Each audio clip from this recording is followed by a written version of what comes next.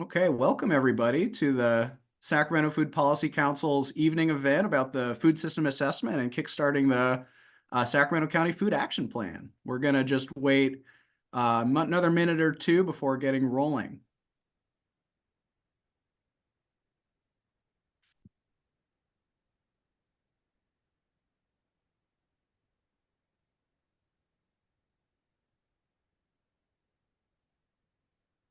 Anyone have plans this weekend they want to share? Anything fun going on? It's going to be 100 degrees. I heard there's going to be this really awesome air quality update in the community. Have you heard about that? I don't think yes, I have actually. Hi, Adrian. Yeah, good to see you. I'm excited for that.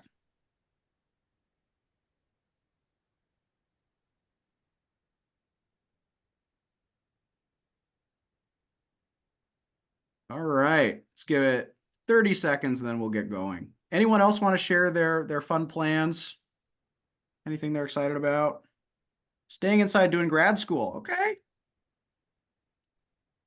Great.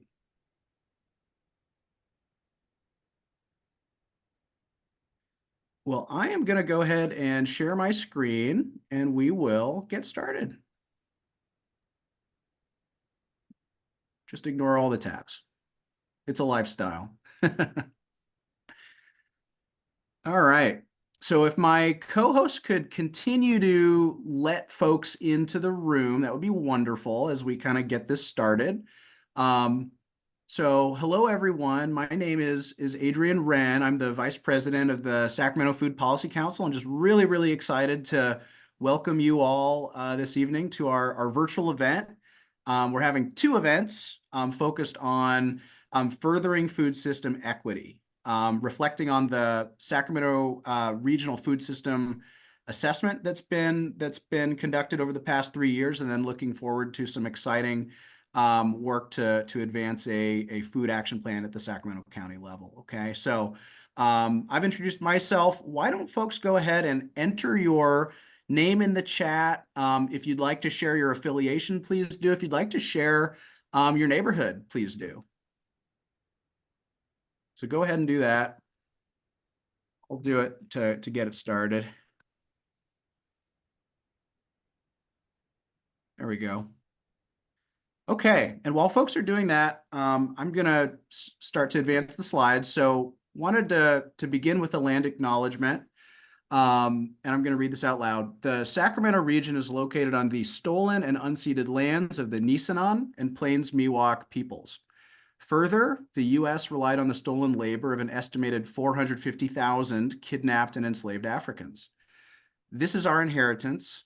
To begin to imagine a more just future, we must take responsibility for the past, avoid repeating our ancestors' mistakes while learning from their triumphs, celebrate resistance, and condemn oppression. In the context of this assessment, it is important to recognize the many ways in which this legacy impacts food systems today. While the greater Sacramento region is part of the most economically productive ag region in the world, little of this prosperity is captured by our BIPOC communities. Okay. So advancing to the agenda, and if folks could make sure that they are admitting all the folks who might be in the waiting room, that's great. Good, thank you. So our agenda for today, we're gonna learn a little bit about the Sacramento Food Policy Council. Who are we? We're going to recap the food system assessment work that I made reference to earlier. We have some friends of ours here from the Sacramento County Department of Public Health who are going to talk a little bit about how this work fits in with the great work that they're doing. And then we're going to have an activity. And this activity is exciting because we're really actually going to get our hands dirty and begin to build together to inform that food action plan at the county level. And then we'll report out and discuss next steps. Any questions about this agenda before we get started? Feel free to unmute or enter them in the chat. Great. Okay, well, I'm glad folks are introducing themselves. So I'm going to briefly go over some of the history of the Sacramento Food Policy Council, and then I'm going to turn it over to co-founder of SFPC, Brenda Ruiz, to walk us through some of the work that's been done. Okay. So I'm going to read this. Sorry, something's blocking my screen. The Sacramento Food Policy Council aims to propel collective action toward an equitable and sustainable food system by building alignment, advancing policies, and convening advocates, policymakers, and organizations around a shared agenda. SFPC has been around since 2016. It arose from the Sacramento Regional Food System Collaborative as an opportunity to really focus in on Sacramento County and Sacramento County's specific and unique needs in advancing a fair, green, and resilient food system.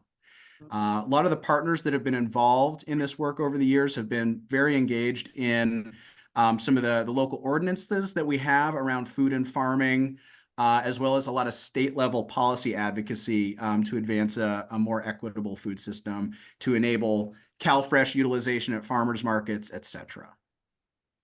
And with that, I'm going to turn it over to Brenda, who many of you know, who's a longstanding leader with the Sacramento Food Policy Council, and as I mentioned, co-founder, to walk us through first a little bit of the history that is leading us to having completed the food system assessment, which is going to be released next month, but you all are getting a preview tonight. Super cool.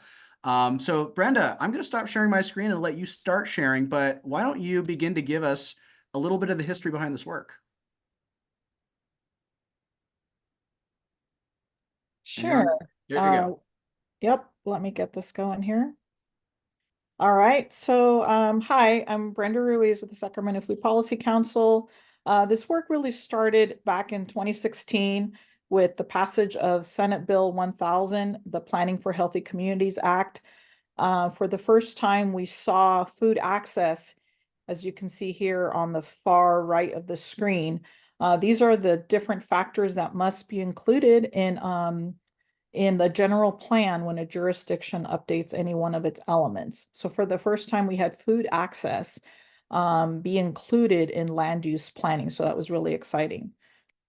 So how this shows up in Sacramento County, the county environmental justice policy has an objective and intent to have a holistic vision for the food system from production all the way through waste management.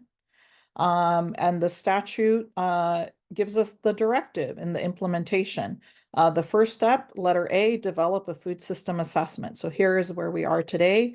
And after today, at the end of June, we'll move on to B, develop a countywide food action plan. And you'll hear from the county a little bit more about that later.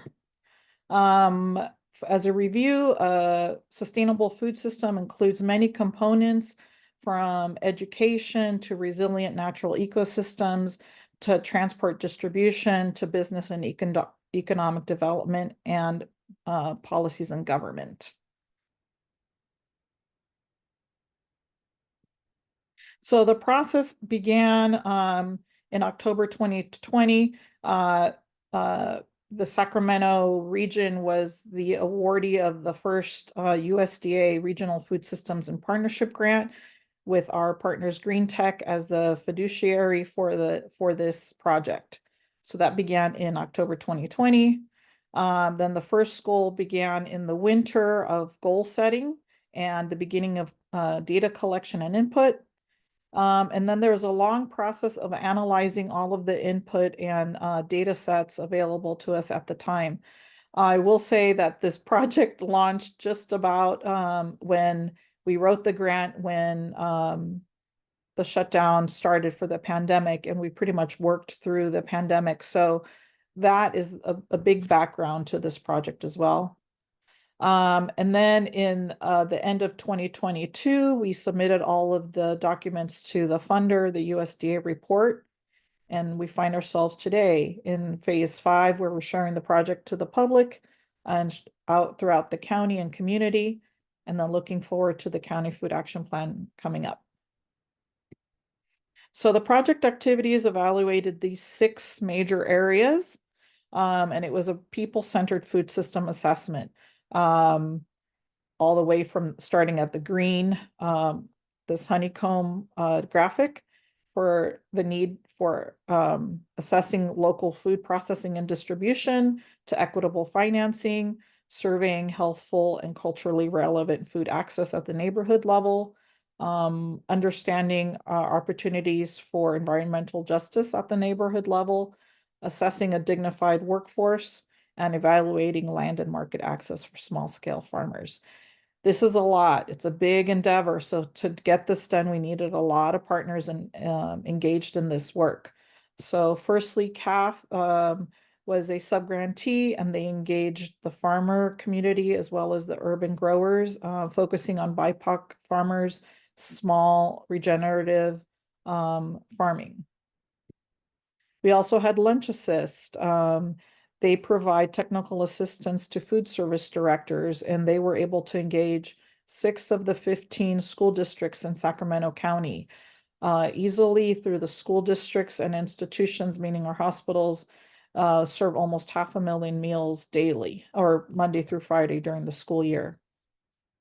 They looked at procurement needs and the needs for collaborating with each other for accessing local foods. We also had Restaurant Opportunity Center United, who did a deep analysis of Bureau labor statistics data, as well as the American Community Survey and the most recent census as pertains to food service workers. They also surveyed fast food workers in the region and did a goal setting with their community. We also obviously have our partners, Sacramento County Public Health and Planning Environmental Review.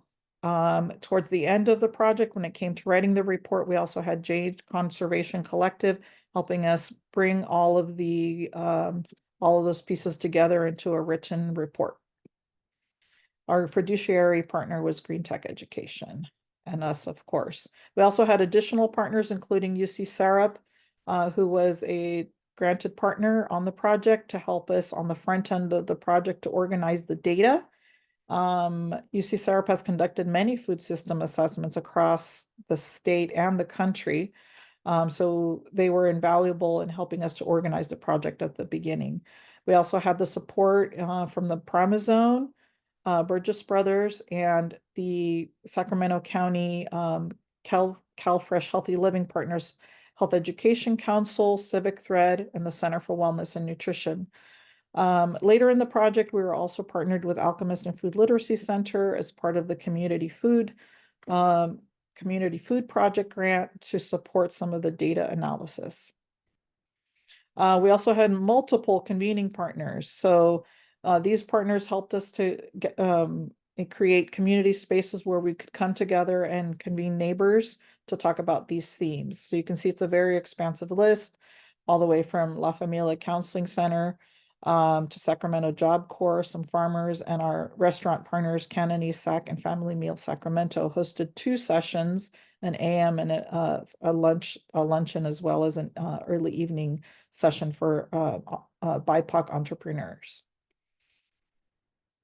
Besides all of this content, we also knew that there was existing work and data sets out there in the community.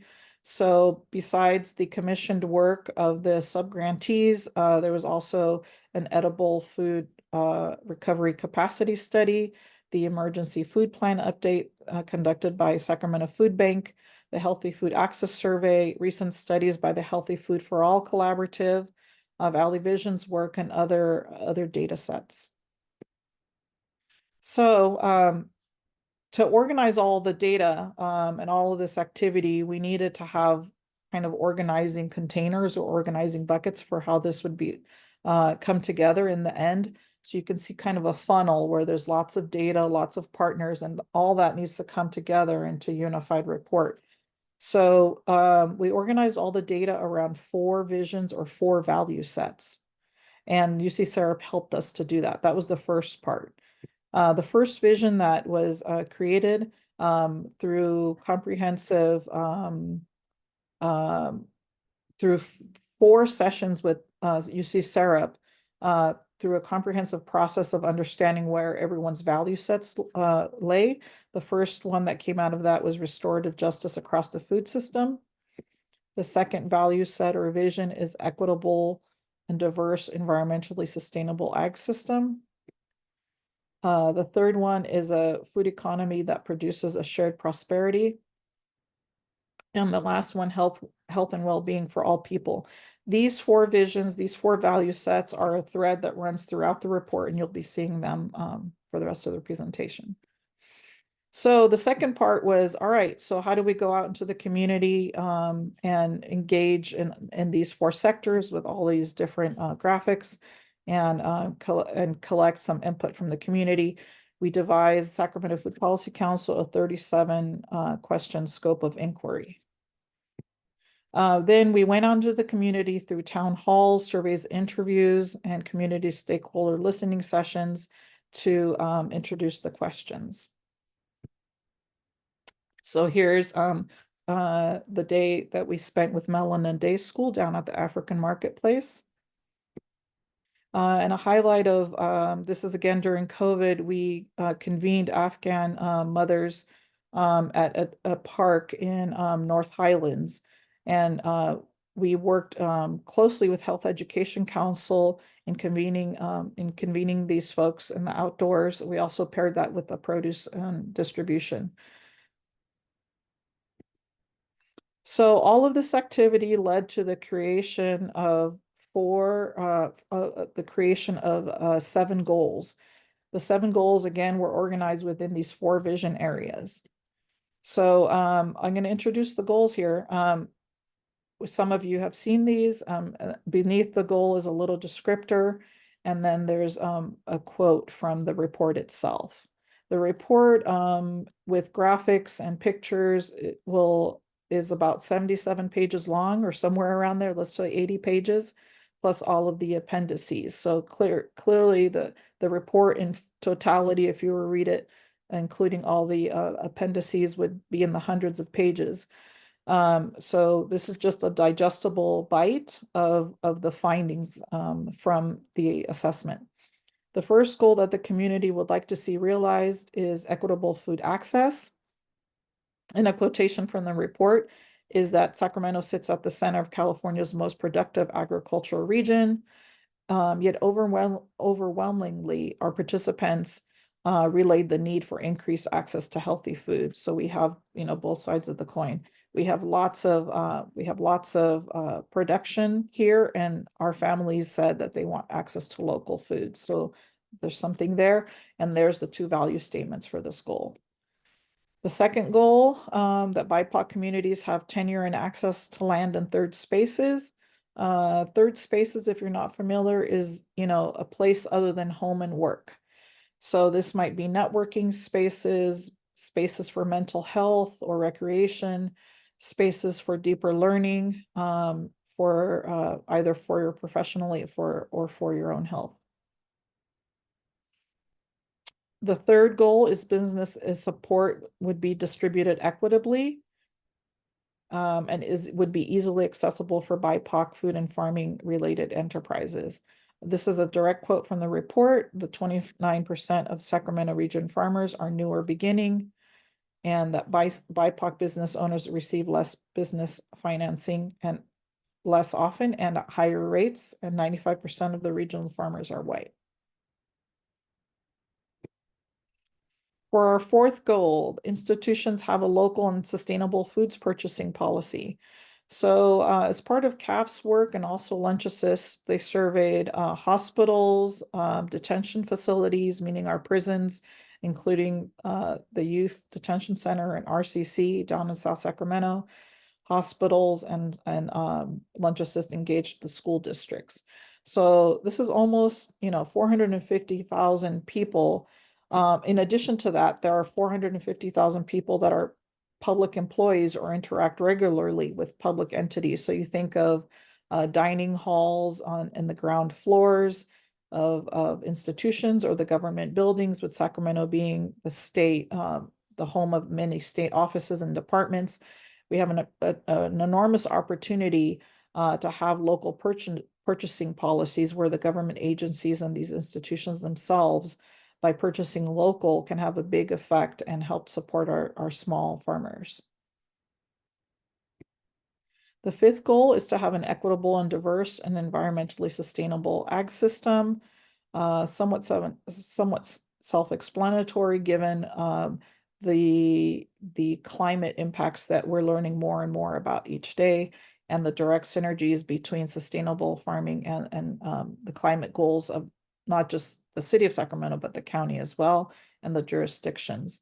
In this goal, you might find SB 1383, that's the food waste recovery programs.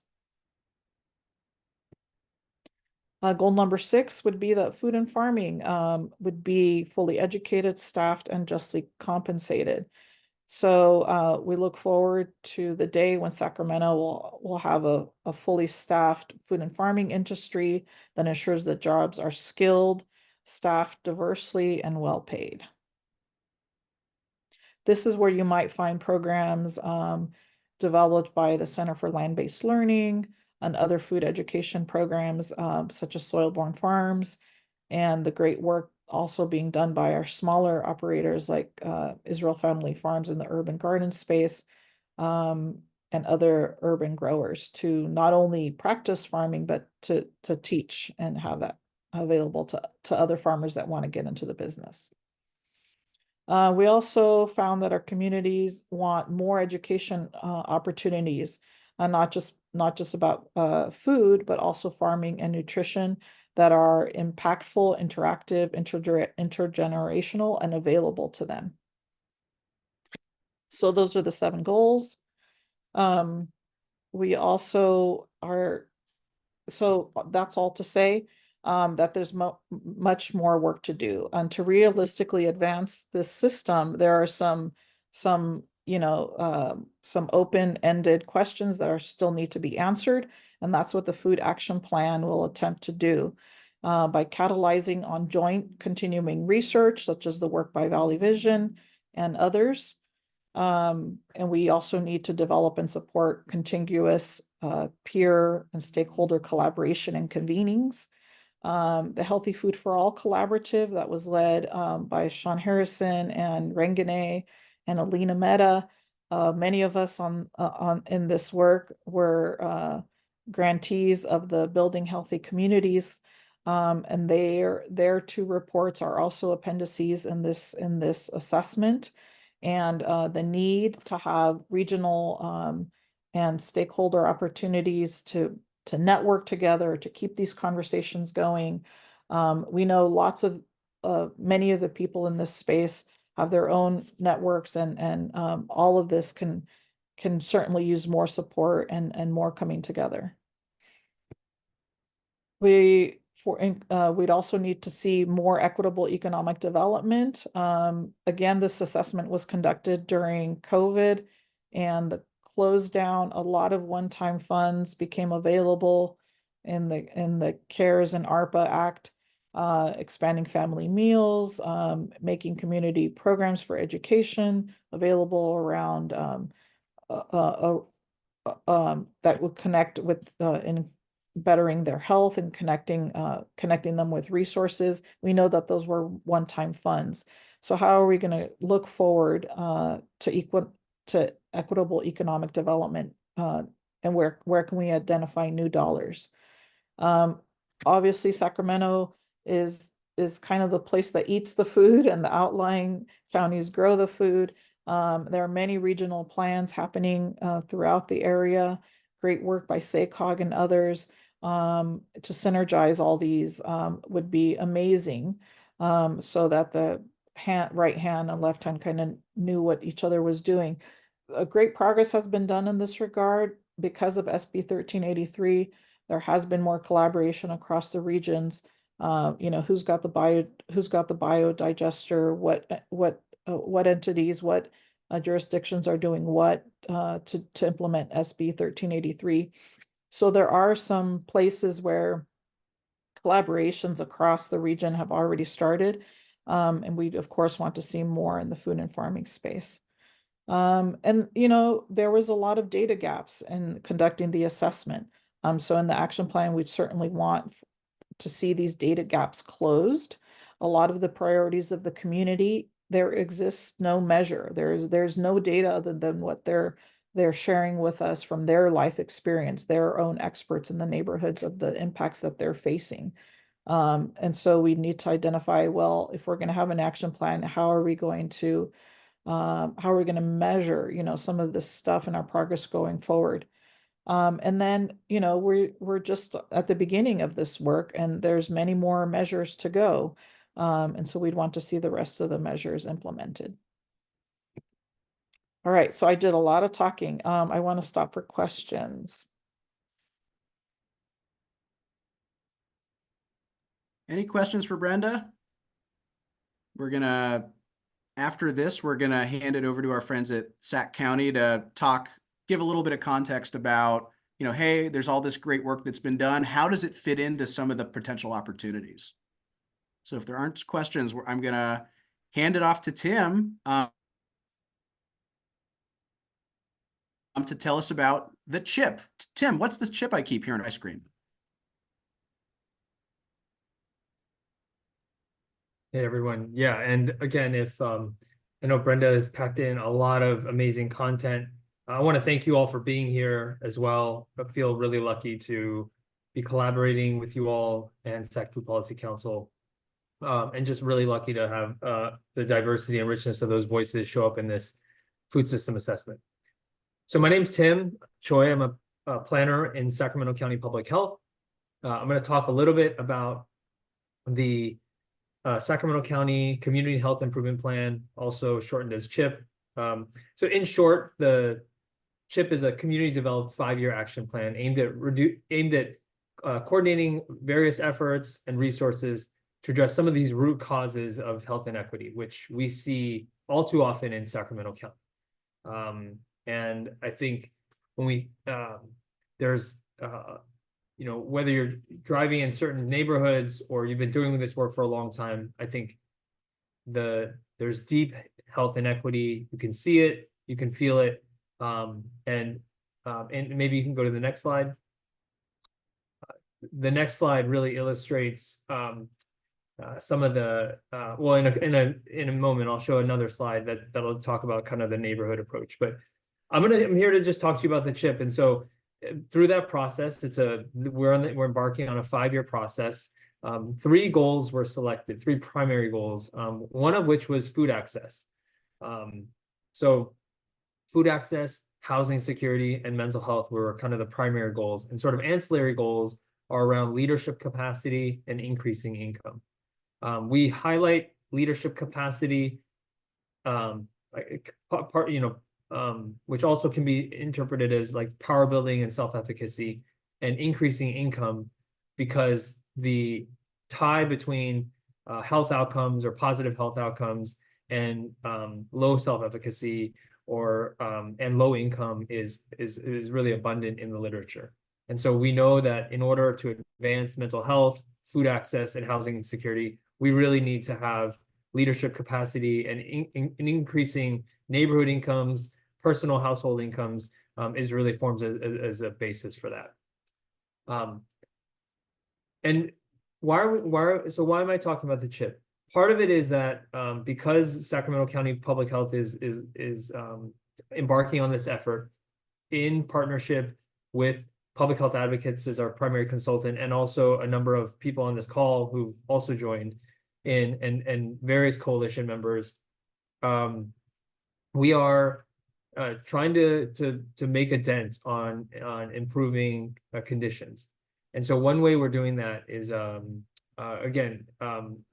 going the food access route. And one of those key pieces is to create a food action plan to promote access to and consumption of culturally relevant, healthy foods through education, advocacy, and community engagement. In some ways, it encapsulates a lot of what Brenda's assessment shows. And so, what do we mean when we talk about a food action plan? Well, essentially, it's a plan that looks at affirming access, so ensuring that people have access to nutritious and affordable food, sustainability perspectives, encouraging sound resource management, and protecting agricultural land. Leads with an equity lens to ensure that we're supporting healthy communities, advancing sort of the justice imperative that we're trying to embed in our organizations, both in government and outside. And then economic development, so that we can maintain a thriving local food system. And there can be other elements. But one of the key pieces of the CHIP in year 1 is to develop and support the building of this food action plan. Next slide, please. So I talked about the kind of, when you're driving around Sacramento, right, some areas that have been historically disinvested in. So one other piece that you see, and one of the priorities that CHIP has tried to mark is that we want to focus on this specific census tract. And part of the reason is that we use, again, you can see the inequity in our county, and much of this is affirmed through tools like the Healthy Places Index, which essentially found that this census tract that you see on your screen, census tract 4401, which is kind of in the finger, part of it is in the city incorporated area, and then part of it is in the unincorporated areas of Sacramento County. It has one of what would be considered some of the lowest healthy opportunity in all of Sacramento County. It's the worst. And at the same time, we also recognize the need to take a more strengths-based approach. There's amazing resources and assets in that community, but this is probably an area where we want to think about how food access work where it'll take place, and how the food action plan can possibly take root. Really taking this dual approach of, yes, we want to see how these what this food action plan would look like at a census tract level. Also thinking more broadly, because food action plans are really designed for countywide implementation and perspectives. So it's really this dual approach that the CHIP brings. Next slide. And finally, what will the CHIP work on and when? And so I highlight this as, and if you've been on some of our CHIP calls, which happen on a quarterly basis, we are forming out and shaping out subcommittees rooted in food access, mental health, housing, and maybe a few others. But in the food system space, in the food security space, we are going to be embarking on this food action plan. And the whole concept of it is, the whole idea is to finish the food system assessment with the Food Policy Council, which you all are being a part of today. And then work to convene partners to review data, research policy options, and develop a plan outline that essentially scopes what the food action plan is. So I hope to that folks on this call, that you're additionally engaged and more, especially because this is this really pivotal role where there's this transition happening between the completion of the food system assessment, moving into this food action plan. And again, why is public health working on it? Part of it is because in the county's environmental justice plan element, there is a piece in there that requires the public health division to take this work on. And so that's not to say that we are by no means leading that effort. We simply want to provide some of this support. And tangibly what that means is, again, the CHIP work is accelerating some of the food system assessment work, but primarily it's looking to kick in somewhere around, maybe $50,000 to $70,000 to complete the food action plan. We'll release an RFP, a competitive process, so that someone can, or an entity can complete the food action plan, but also to convene partners, similar to how the FSA did, but keep this momentum going, because we find it's super precious. And then hopefully in the subsequent years, moving from so we talked about the food system assessment, then you have the food action plan, and then moving into implementation and policy work, and funding a little bit of that work, because we really feel like, rooting it in a public health approach, trying to take a population-wide approach in those communities that are most impacted, is where there's a strong possibility where we want to see some of that CHIP and food action plan overlap. I'm happy to take any questions. And that wraps up my set of slides. Any questions for Tim? Feel free to unmute yourself. I see clapping emojis. Any questions? Okay. Well, Tim, thank you so much for that clear and concise and just really exciting comments about the CHIP. So we're going to get to do an activity now. So you've heard about the food system assessment work that has been conducted. You heard kind of how it plugs in to the County of Sacramento's CHIP process.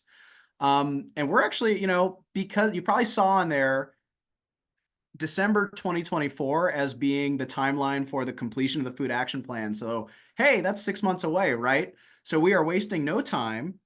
And we've actually devised an activity so that we can get started in building out this food action plan together.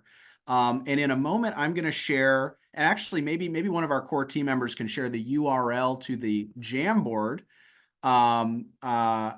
shortly. But essentially what we're going to be doing is accessing what's called a Jamboard, which is an interactive tool that we'll explore shortly. And for each of the 7 goal areas that we shared with you, we're going to engage with each and share some either pie in the sky ideas for, hey, how can this particular goal be implemented in X part of the county? Or what's a really cool, promising effort that's underway that we should recognize? So again, it's different. There will be different sticky notes. There will be a map in front of you. I'll share. I'll dig into it shortly. Thank you, Brenda, for sharing the link to that. And we're just going to go straight to it. So here it is. So if you guys are able, please click the link that was shared in the chat. It should take you to this Jamboard. If you're on a phone or a device that's difficult to engage via Jamboard, feel free to take advantage of the chat, the Zoom chat here, and share some of your ideas there, okay? Just want to recognize that there are maybe some technical limitations for folks. But number one, so you heard about Brenda describe the goal 1 being equitable food access. And you'll see on this Jamboard, you can go to the top and click through different maps for each goal. And you'll see that there are stickies here on the left that you guys can utilize to complete this tool. So let's do an example together, okay? Maybe there's a pie in the sky idea. I'm going to actually click here and duplicate this sticky. And then I can move it around and I can put it wherever on the county map that I want. And so maybe I know about this, really interesting work happening in Rancho Cordova right here, so we can see our map. I see, oh, city of Rancho Cordova is right there. And maybe I can, maybe I've heard about, there's a really cool food locker that is expanding in Rancho Cordova, right? I can save that. And maybe I'll actually add Rancho, just so it's super clear where that's based. And then, actually maybe that's a better example of a green sticky, but so I kind of made a boo-boo, but bear with me. This is the idea. Yellow are for pie in the sky ideas, and green are for efforts that are underway. So feel free to jump into the tool, duplicate things and play around. And we're going to go through together each of the goals, okay? So again, this is focused on equitable food access. Any questions about the activity? Have I totally confused anybody, or do folks kind of feel comfortable starting to play around with this Jamboard? Okay. Camille, I see your hand raised. Yeah, thank you so much. A couple quick questions. For things that are county-wide, do we just kind of stick them off the map there? And then for things like, for example, farms we know that are outside the boundaries of the county but might be relevant for food access in the county, is that something we'd like to see?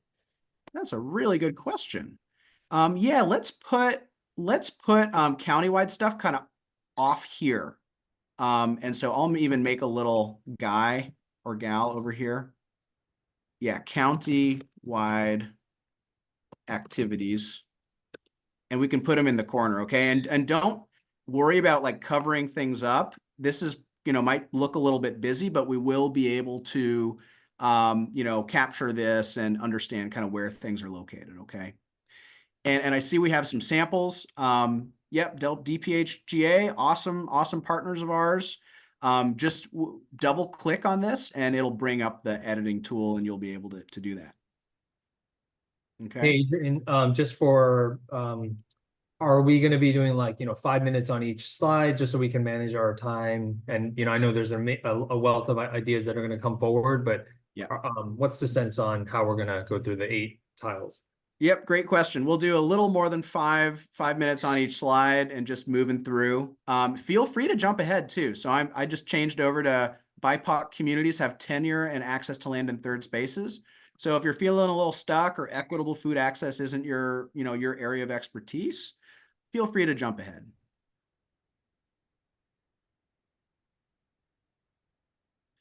Yeah, and so this is an opportunity for discussion too. This meeting's being recorded. If folks have questions or they see a cool project that they want to ask about, the person that maybe dropped the post-it might have something to say about that. And yeah, let's not move the map. I might see if I can like lock the. I don't know if I can lock the image, but. So I see South County Services offers amazing wraparound services, including food distributions for families and older adults. I know there's a countywide, the Sac City Unified School District is doing their summer food program. What else, guys?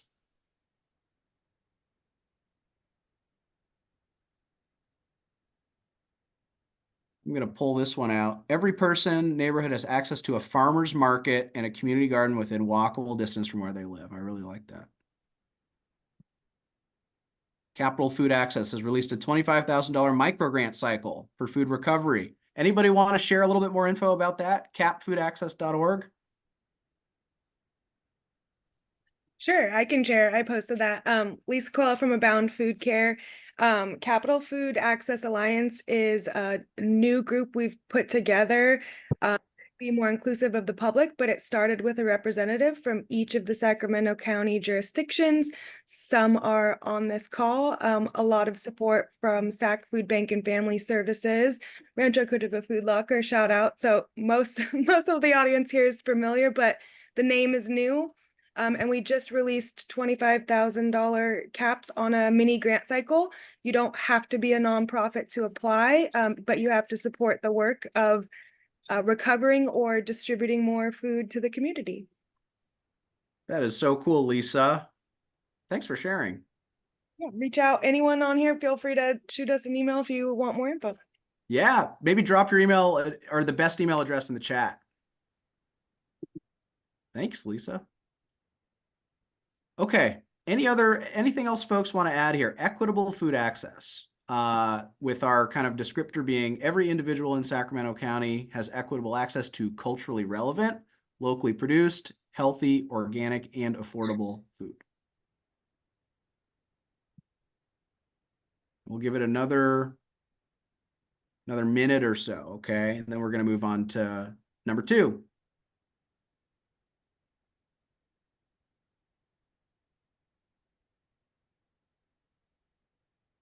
Yep, and don't feel, don't hesitate to humble brag about some of the great work that you're doing. Brenda, did you have your hand raised? Yeah, for folks, engaging in the activity, the reasoning behind the 2 questions give a little bit of context for that is the pie in the sky versus the work, what's happening. This is how we want to be able to bridge the 2. So if a neighborhood has a vision for itself, or entrepreneurs have a vision for how they would like to see support, amongst agencies, and someone knows about a good program, well, this is what we heard a lot in the assessment, that there is lots happening, but access is a big issue. So that can help us in our action plan to make sure that, visions get realized, because there is a lot of amazing work that's going on. The amazing programs need more support and be expansion. So that's kind of the thinking of what we're for creating these 2 questions this way for the goals, if anyone was wondering. Hey, Brenda, I had a question. You're right. There's such a tremendous wealth of resources, grant opportunities, people doing the work.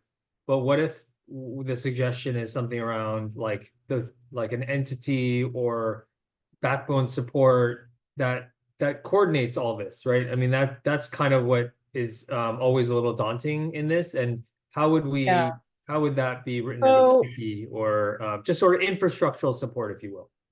yeah, I think, well, you can park that in any goal, but definitely there was 2 additional kind of draft goals that were never developed, but there were 2 common threads that came on through the whole report.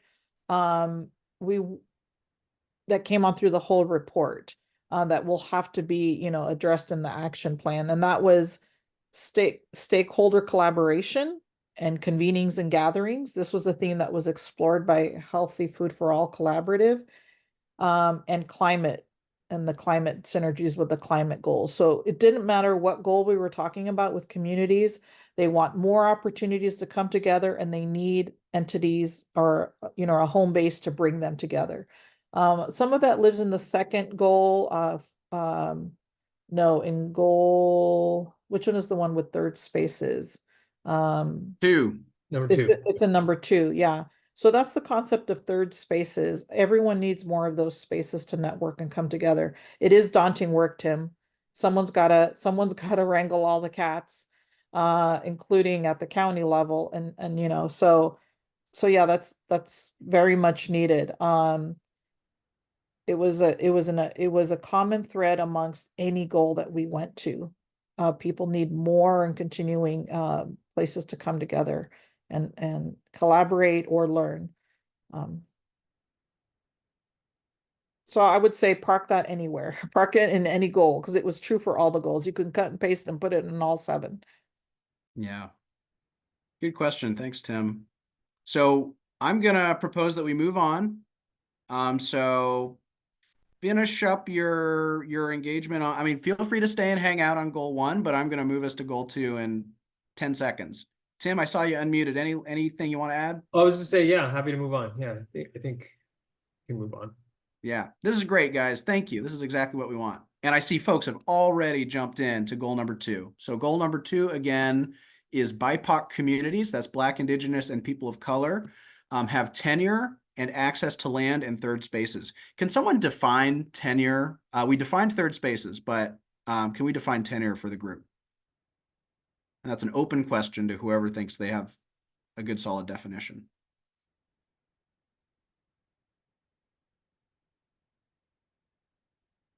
Brenda, do you want to tackle that one? Sure. Tenure, think of, you know, I think we hear this word a lot used in professorships. So you're kind of an adjunct or assistant professor, you know, doing all the labs and helping the professor and and then you get tenured. So that means you're in there and you're solid. So so tenure means that folks would not just have access to land or land becomes available. There's big competition with development and the big affordable housing pressures.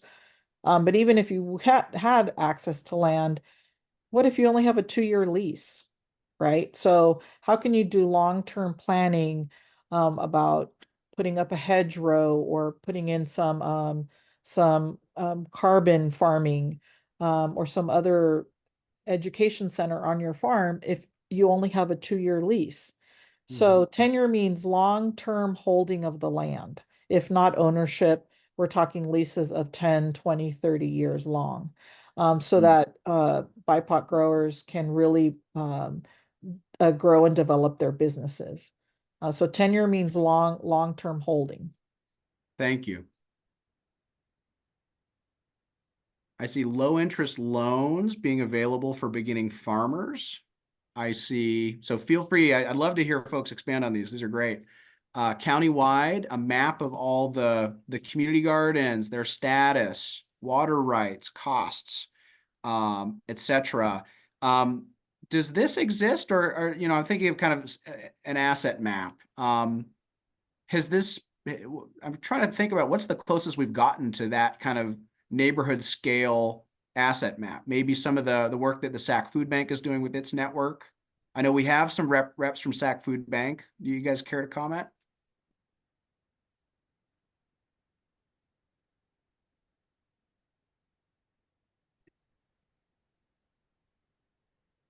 No worries. I'm sorry, I was working on the Jamboard. Can you repeat the question? Oh, I'm just kind of, I see this and I'm highlighting it now, this kind of this neighborhood scale asset map, right? And I know, through the NFAN and some of the other work that you guys have been supporting at the hyper local level, do you know like what the closest kind of resource we have to like a big countywide asset map might be? Yeah, so the work we were doing prior to the pandemic, we do have some asset mapping for some of the communities. A lot of our mapping now has turned to the charitable food system. So we kind of have our food distributions mapped out against census data. So looking at all the assets in the community, it's a limited map for us. It's primarily on the charitable food system right now. Right on. Thank you.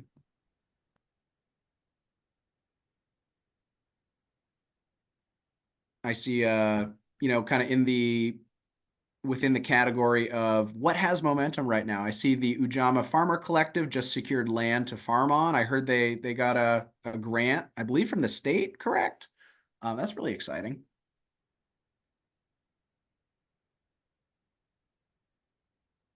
The California Ag Land Equity Task Force is producing recommendations on equitable access to ag land by January 1st, 2026. That's at the state level.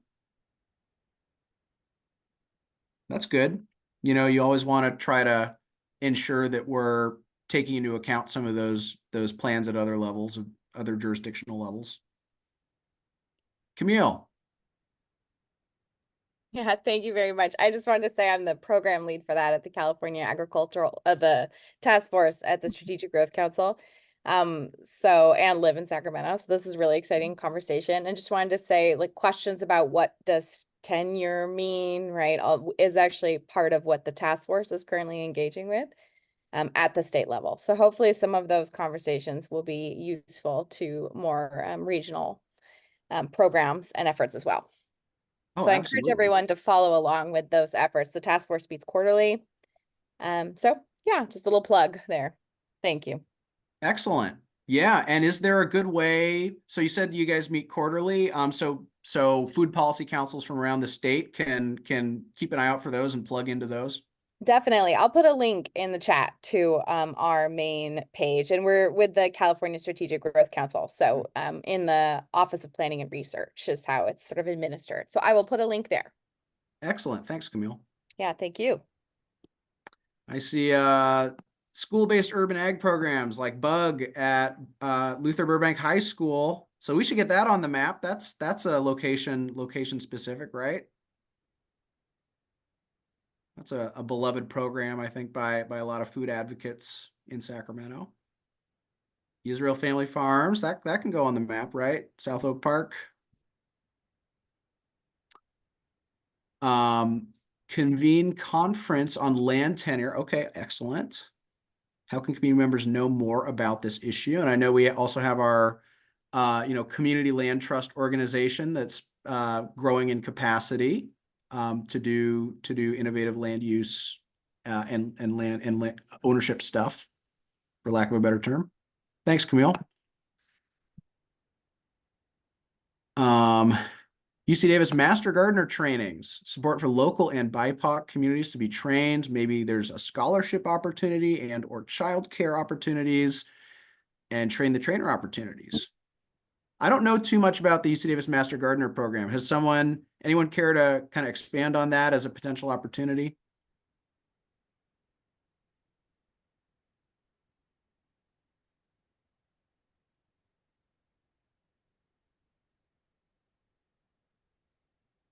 Cool.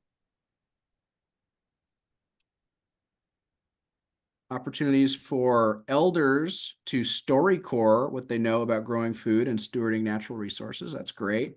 Yeah, I think about what Capital Public Radio did right prior to the pandemic. They really leaned into a lot of like multimedia storytelling around neighborhoods and specific issues faced in the Sacramento area. And they had a lot of interviews with local, folks and audio recordings and photos. And it was this whole interesting multimedia kind of storytelling thing they do. And they'd host gatherings and convenings to bring people together talk about the issues. And it's really a unique formula, I thought.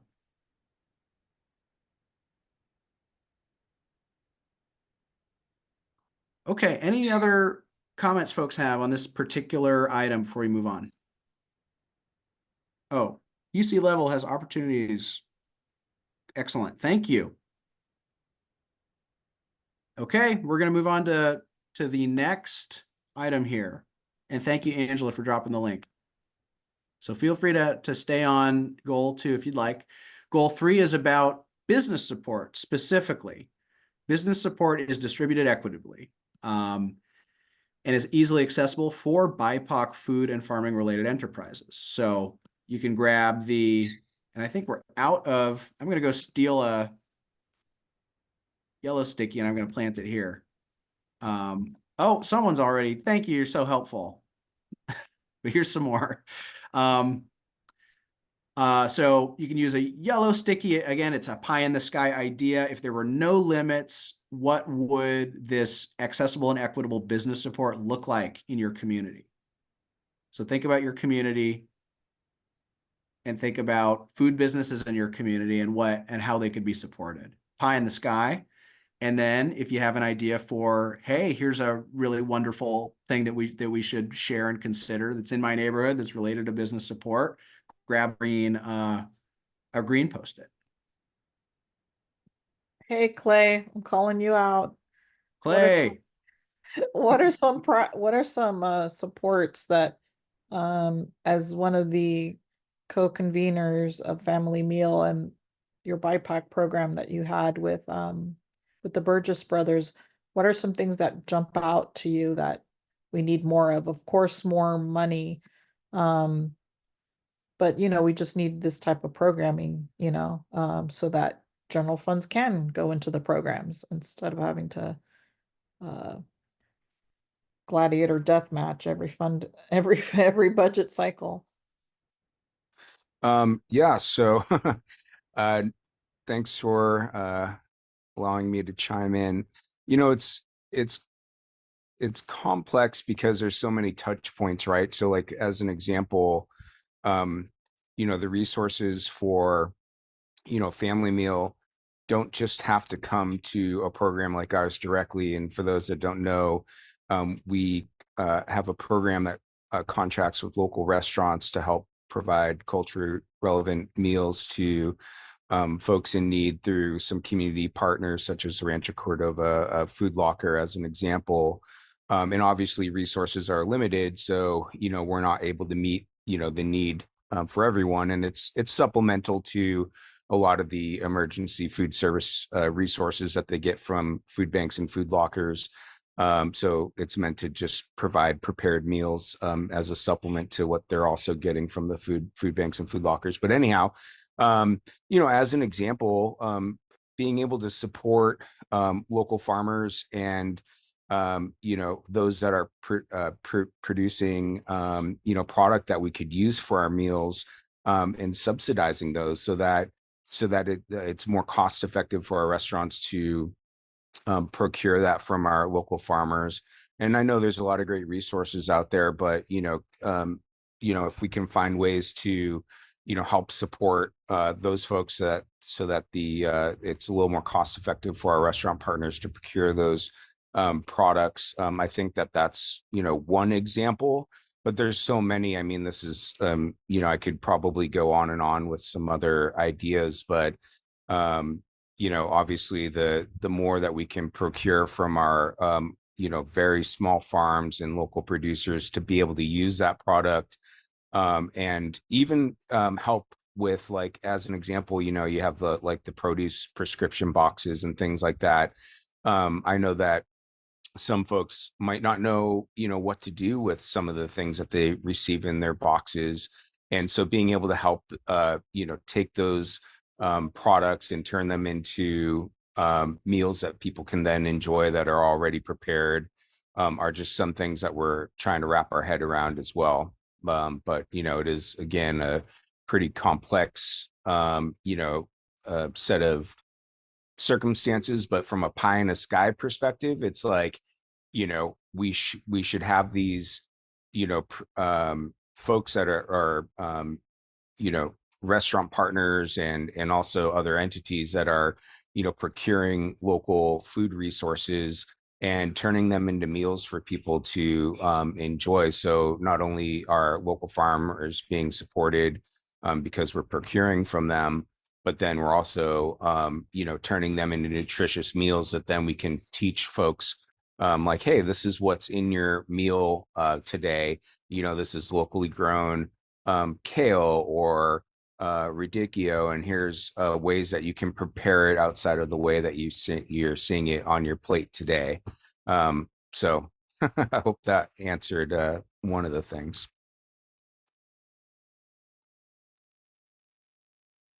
Yeah, thank you, Clay. It was very insightful. Brenda? Yeah, I think, you know, again, a lot of these programs were, you know, done during CARES and ARPA, but there's nothing that stops us from continuing to say this is of value to us and we want to continue to do these things. So, you know, and it's encouraging to know, Clay, that, you know, the program is continuing in some form or fashion, that, you know, it didn't have to end because the ARPA program is being wound down. I think funds have to be spent by December 2025. So most of the dollars are, I think, are already allocated. And, But it and I doesn't think stop us. It doesn't stop there's us from continuing it on. Yeah. That's right. And I, you know, looking at, you know, programs or funding sources that, you know, exist for meals, I put on the first, you know, page, but this is relevant to this as well, you know, that CalAIM, you know, allows for, you know, produce prescription boxes and things like that. And I think it's really an underutilized program. And, you know, to be able to tap into that, I think a little bit more and figuring that out, I think could really benefit a lot of people. Absolutely. So I'm going to move us along because we're doing so great. But I just want to call out. So Tim, I'm looking at you. Angela, I'm looking at you. Seeing some really good thoughts here about policy stuff that we could see in a, you know, food action plan. I'm looking at, you know, reviewing the rules for recovered food. I'm looking at these food safety audits. I'm looking at this kind of this business accountability piece, right? And the storytelling piece. And then of course, you know, I put this here, but the Alchemist Micro Enterprise Academy, we have great programs here, you know, that can be expanded or amplified in other ways. So good stuff. Tim? Adrian, I know we still have a few more slides to go through, but can you tell us how this online session is going to interact with the in-person session in terms of like getting all these ideas and kind of what that process might look like? I know Yes. we talked about the food action plan, but just in terms of these next two meetings, how it might look. Yes. And I'm going to move us just to the next slide so that people can start working on that. So again, before I answer that, we're now on goal number 4, which is about that institutional procurement piece. This is a huge opportunity, guys. So that being said, Tim, so Tim asked about this activity within the context of the food action plan work. So those of you who are attending, maybe you got an email or an invitation that referenced a virtual event. That's the one we're all hanging out in today, or a in-person event. That's going to be next Wednesday, June 26th at the Oak Park Community Center, 5:30 to 7. So they're really content-wise, they're going to be the same event. However, the in-person event, we're gonna have really good food, by the way. So you guys are kind of missing out if you're not coming to that. Sorry. But we will also have an in-person activity that's really similar to this, but we're actually going to have it's going to be a larger event, and we're actually going to have printouts for each of these goals. Imagine a poster board, a room with 7 poster boards and a facilitator at each poster board, essentially facilitating conversations with folks engaging with that goal. And people are going to be putting Post-its on those printed maps, similarly to how you're doing these today. Okay. So to answer Tim's question, so ultimately between today and the event, the in-person event on the 26th, by the way, you guys can come to both if you want. You'll get to meet all of us and we'll say hi. we're going to have a lot of information and data about ideas, right? And so what we will need to do as a team is synthesize all that information, glean it from the Jamboard activity that you all are doing now, as well as the in-person poster boards, as well as the data that Brenda talked about, right? Because we did all this community engagement directly with residents, right? And there was a lot of stuff similar to this that came out as part of those engagements too. So we really will need to kind of comb through things and really kind of look at all this data in the context of advancing a food action plan. So Tim, to answer your question, there's going to be a ton of data and we're going to have to synthesize it. Does that answer your question? Hopefully. It does. It does. Thanks for outlining that process. You bet. And thanks, Brenda, for dropping kind of the factoid that contextualizes this particular institutional procurement goal. Noting we're halfway through the goals, and we'll do a little debrief, and then we'll release you back to your evening, okay? But any questions about the institutional procurement stuff? Absolutely. Yeah. My name is Shawnee Melinda Drake. I'm one of the urban farmers that were on the policy out of the last 3 years. So Brenda, I just want to appreciate you for gathering all this information and having it pertain to Sacramento County, and not only just the community members, but there were many farmers involved along with other businesses. And so because of that lack of resources and education and everything that was comprised in this actual formatting, and thanks for showing me a new format for what we just used. I want to give that for the actual map. What is it called? Oh my goodness, I'm looking straight at it. The Jamboard. That was amazing. Yeah. But I just want to include that information, and we're definitely looking forward to be involved. So thank you. Thanks for that support. Yeah, I mean, when the community engagement was going on throughout the FSA, one of the other comments, and we heard this a lot at the sessions that we did at Canon with the food entrepreneurs as well, is when's the next one? And it was like, oh, it's not a one-off, but it's an assessment. We're gathering folks to compile this data so we can create an action plan for not just policy supports, but, more development, more resources, more information. And, so yeah, folks were really yearning to continue to come together, to continue to gather. This was just on the end of when things were starting to open up too, when we did the in-person engagements. Folks were really, really yearning for continued networking, and thank you so much. I mean, all the input you provided, you can find it in the report, and all the input you guys gave, all the community in their engagement, just really made the report that much richer, and it's holding us accountable, to the community. Thanks, Brenda. So I'm seeing some really good ideas here for institutional procurement, an ad campaign promoting those using the policy, right? We should reward folks who have an institutional procurement strategy, right? I love that. The Spork Food Hub, understanding that's Davis. Accountability is key, making sure we know which local government is sourcing locally, why or why not. Policy support for purchasing departments. Yep. New K-12 purchasing rules allowing schools to specify local produce in their formal bids or RFPs. More money for state and federal funded institutions to buy local. Large-scale wholesalers giving fair prices to small local farmers and having traceability mechanisms. That's interesting. In place so people know where their food comes from. Requiring local institutions to disclose how much food is locally purchased. Oh, that one just changed. Explore possibility of cooperative purchasing across groups to leverage resources. Great. Okay, we're going to move on. Anybody want to unmute and share any last comments, thoughts about institutional procurement? Wonderful. Okay, goal 5, we're getting there.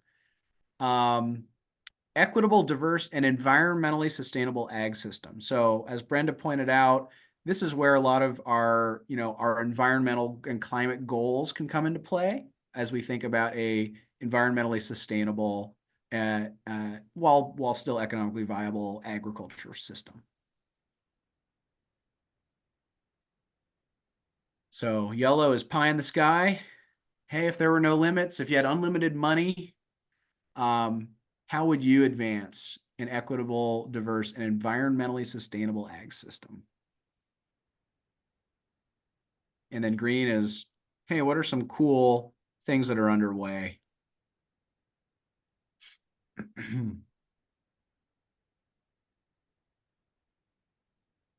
Stable market channels are built out for farmers to invest in more sustainable practices.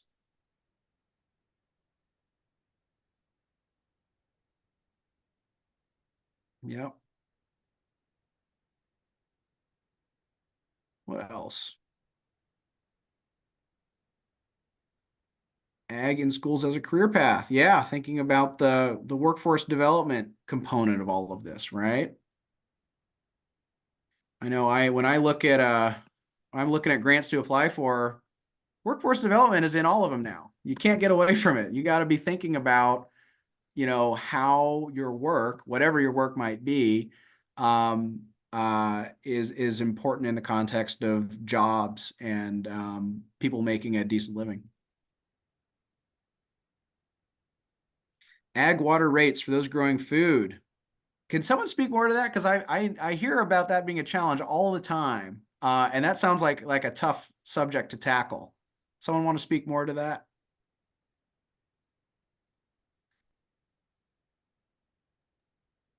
I wrote it down, but I don't have expertise in it, but it's something that we heard through the engagement sessions.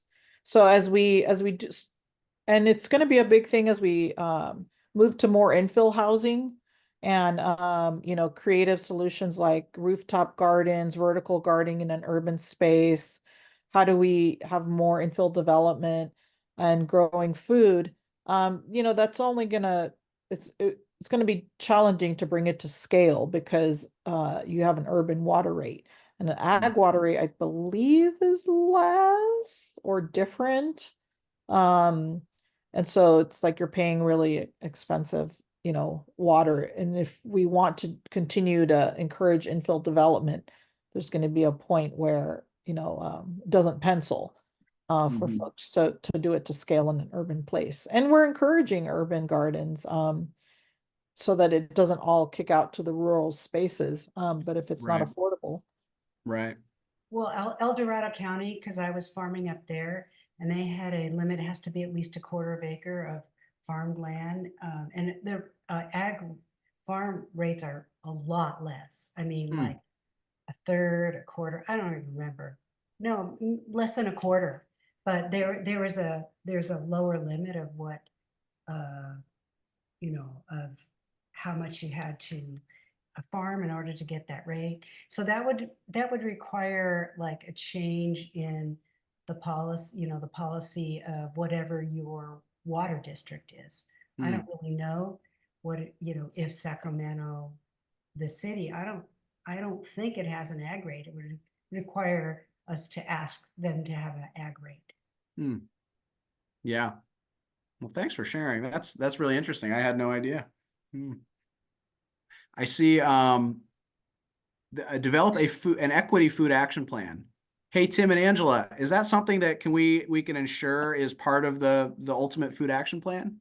I would hope that's kind of assumed.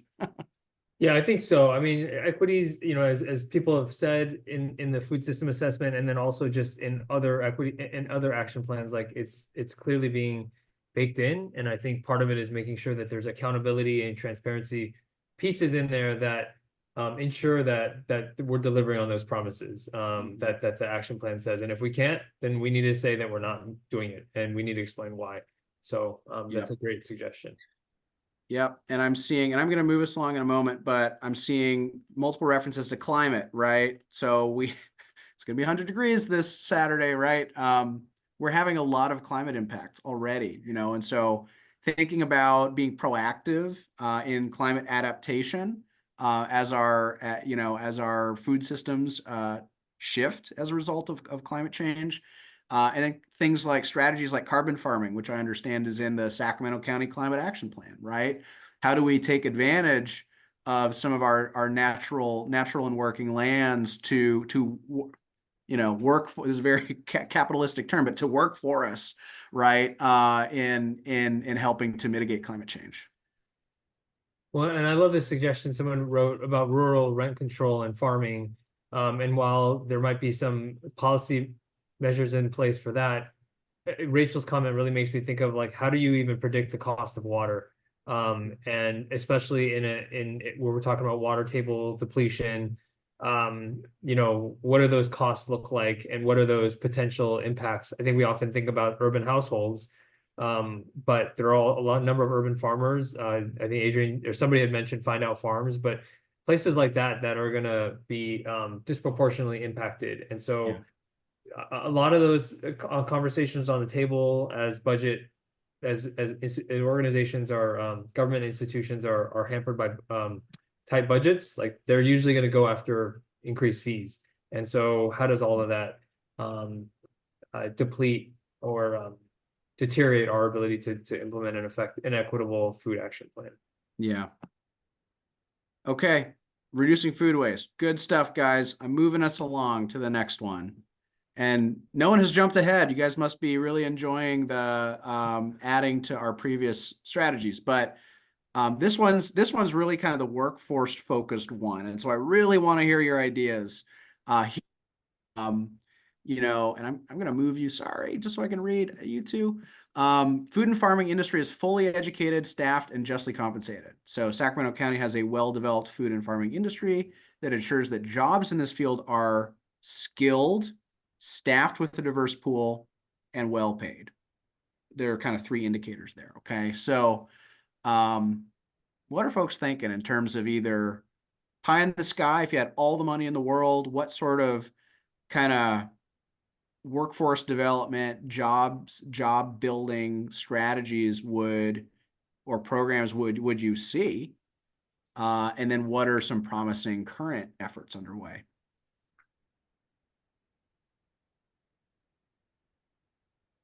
Soil biology, waste management, restaurant incentives for compost and climate related incentives. Nice. Public education that farm work is skilled labor. Yes. Sure is. Better storytelling about food jobs. What are they, right? A lot of people, they think of a person on a tractor, you know, and it's like, well, the food system is different than that. The food system is enormous, right? And there's so many layers to it, and there's so many supply chains and other pieces that, you know, you don't kind of learn about in school or hear about in kind of the dominant media narrative, right? I see some of our really cool school programs, Grant High, Luther Burbank High.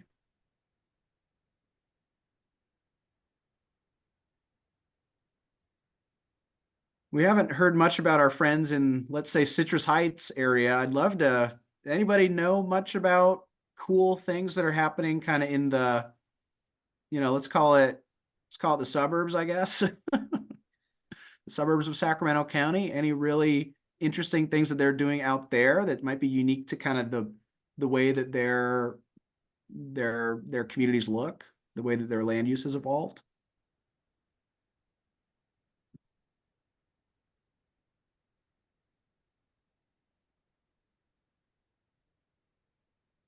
Job fairs for farmers. Also, Cosumnes River College is the Los Rios School for Ag. Okay, good to know. Yep, you're doing it just right, Rachel.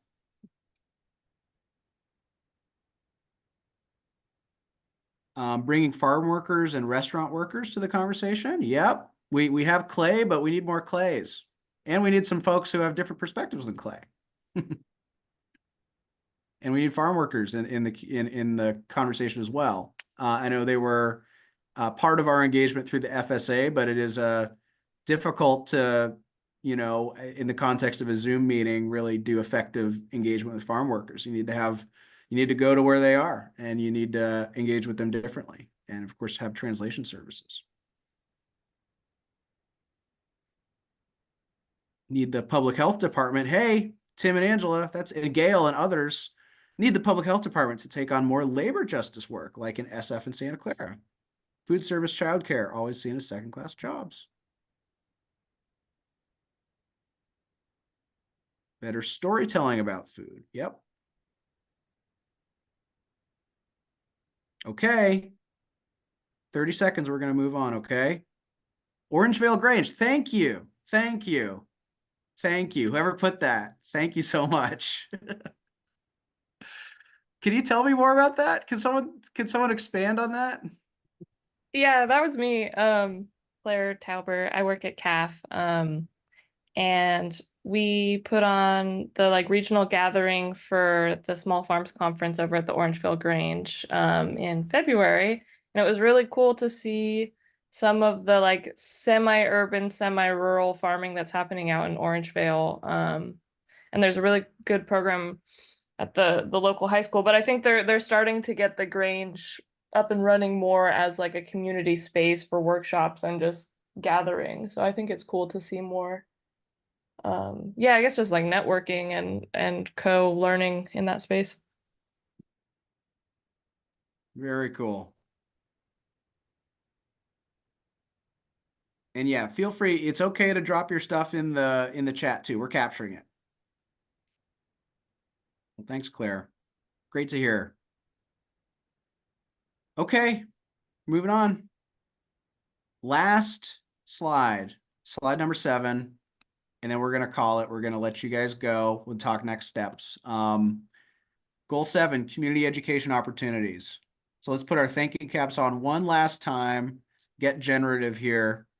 Thinking about robust, non-traditional community education opportunities on food, farming, and nutrition that are there's a lot of words here, that are interactive, impactful, and intergenerational, and available in each jurisdiction.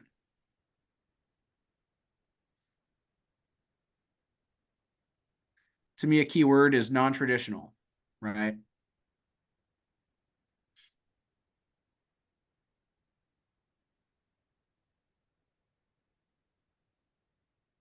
A little bit related to kind of the workforce development conversation, right? But to me, this is different. This is a kind of a different context.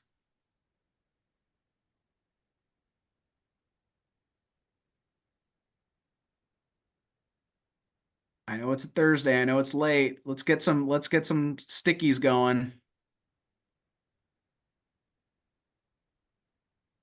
I know I'm gonna make dinner after this. There's a food policy meeting. It's getting me hungry.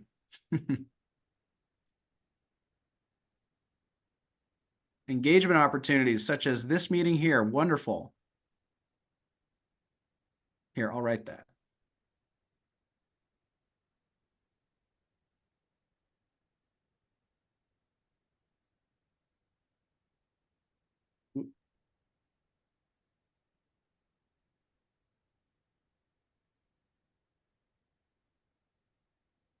Great.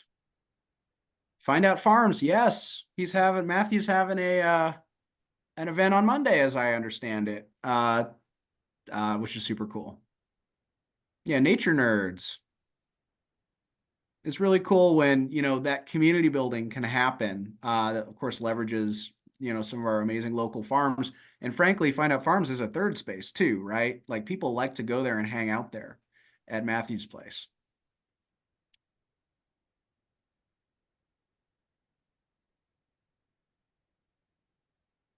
Use the community gardens as a forum for gardeners to share gardening and food prep tips, maybe garden dinners.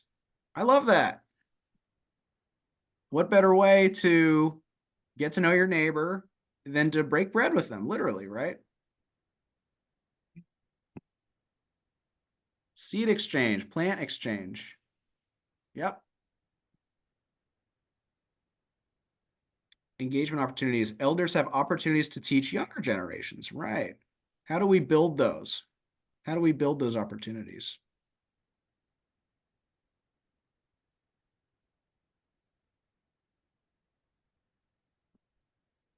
Just making a couple more extras. Israel Family Farms again. Yep, they do so much. They're wonderful. Slow Food Sacramento. We have some slow food folks here on this call. Community cooking events and meals at schools. Think about, I mean, one thing I'm not seeing yet is Food Literacy Center. They do amazing work, right? Around programming in schools and underserved schools. So I'm going to put them if you guys don't.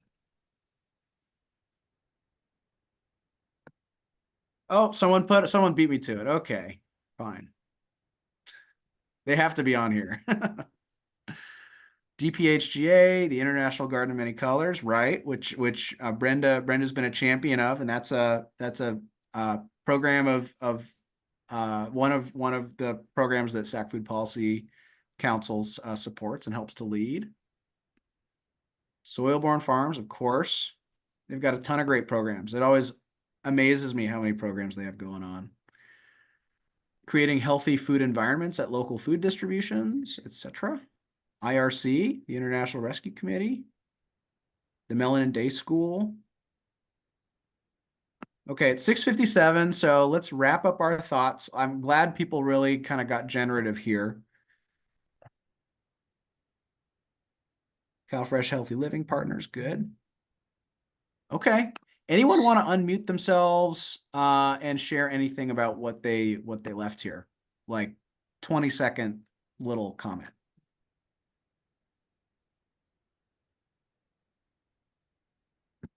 Okay. Well, you guys, this was really good. I'm just gonna go back. So this next slide is a blank, so don't worry about that one. The Jamboard is gonna stay here. You guys can continue to work on this, but look at all this. I'm just flipping back. Boom. Goal 5, goal 4, goal 3, goal 2, goal 1. Oh, you guys really went big on goal 1. That's great. So this is wonderful. This is exactly, I think, the momentum that we want to have leading into a collaborative process to build out a food action plan at the county level. If you're interested in, getting engaged and you can make it next Wednesday, feel free to join us at the Oak Park Community Center, 5:30 p.m. We'll be getting rolling. And I'm going to stop sharing now, but we will be essentially doing an in-person version of this event. So thank you so much for your engagement tonight. Any kind of final questions folks have, housekeeping relate at all before I just kind of take us home?